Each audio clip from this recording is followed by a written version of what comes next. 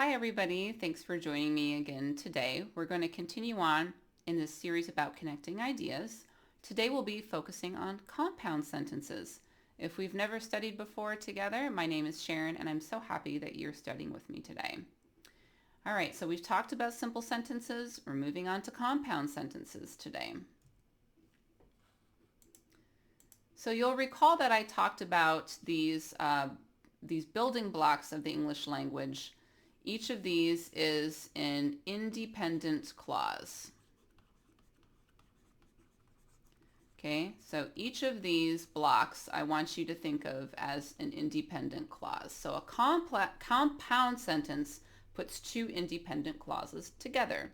So if this visual helps you, I'm happy. A compound sentence does not mean a long sentence. You can have a pretty short compound sentence. A compound sentence does not mean a sentence that has the word and, but, or. Maybe, but not always. Sometimes you will see a sentence that has the word and is connecting two nouns. So you have to pay attention to whether or not these connecting words are actually connecting to independent clauses. What a compound sentence is a combination of two independent clauses, and it is joined by a coordinating conjunction. And before that coordinating conjunction, we have a comma. So let's talk about that now, coordinating conjunctions. Oh, I'm going to add in between here. I'm going to put my comma and coordinating conjunction. Coordinating conjunctions are also called fanboys.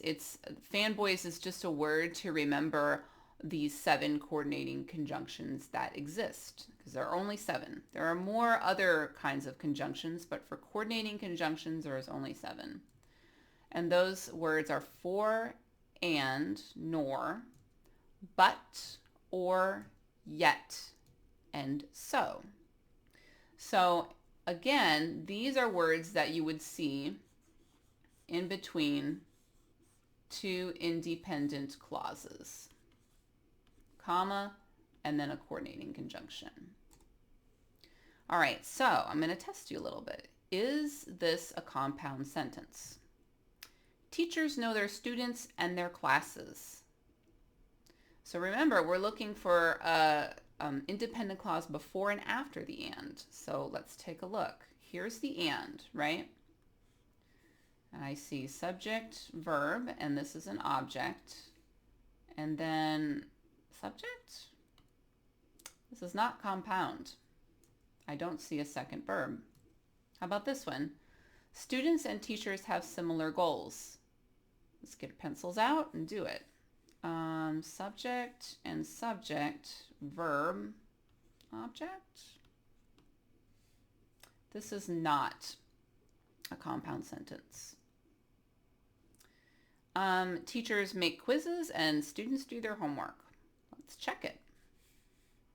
We have a subject, a verb, here's an object, and subject. Okay, this is compound. Remember, we don't need an object for it to be compound, but make and do in this sentence both have objects. All right, how about this? My father is the youngest child in his family, and my mother is an only child. Let's do it. So we have my father is, okay, and in other videos we'll talk about the fact that this is called a complement. It's not important to know right now. We just know that it's not another subject. We have and then mother is a subject and is a verb. This is compound. How about this one? Oh, but my roommate comes from a large family. You might remember for our introduction video that we cannot start a sentence with a coordinating conjunction like this. You might see this in websites and in magazines, but it's not a way that we write in academic writing. So instead of using but, we can fix this by writing however. So no. Thomas is interested in sports, but I prefer reading. All right, well, I see but. Oh, and by the way, here we only have an independent clause. We don't have two independent clauses. So before this one, we have a subject and a verb.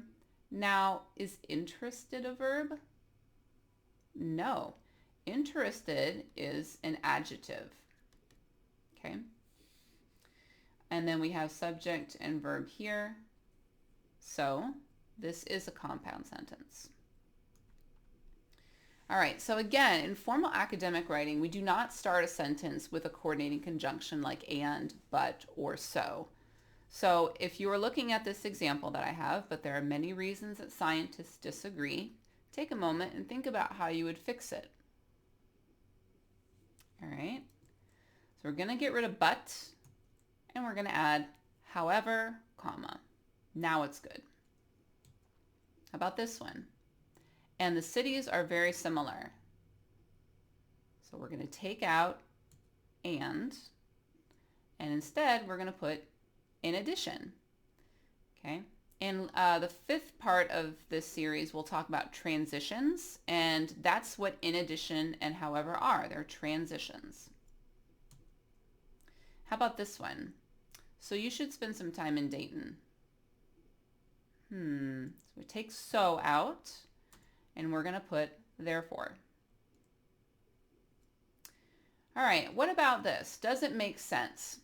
You're going to use a compound sentence to show a relationship between ideas.